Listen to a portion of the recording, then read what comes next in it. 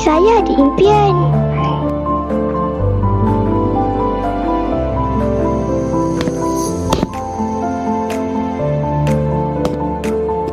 Setiap langkah bermula dengan sebuah impian.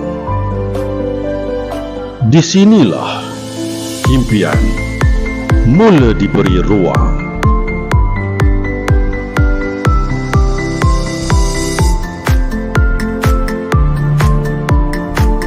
Ada yang belajar erti sebuah pasukan. Ada yang menyanyi, ada yang berkarya.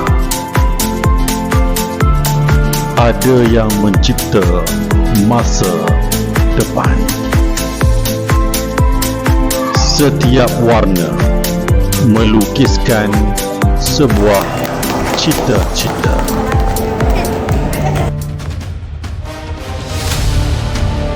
Bakat bukan sekadar ditemui, tetapi dibentuk.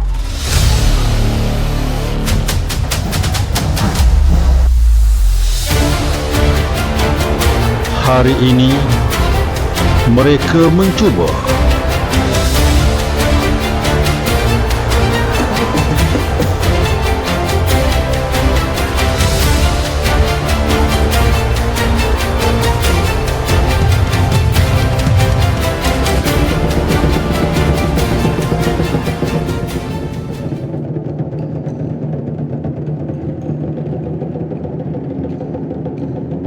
Hari ini, mereka belajar.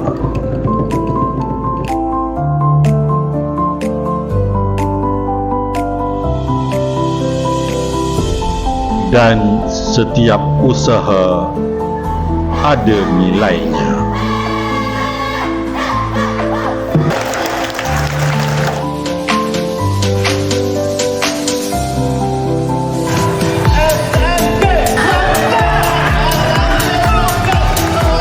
Kerana kemenangan sebenar bukan sekadar sebuah trofi, tetapi keyakinan untuk terus melangkah. Daripada setiap senyuman lahirlah sebuah harapan. Satu karnival, 1000 impian, sejuta masa depan. Inilah masa depan kami.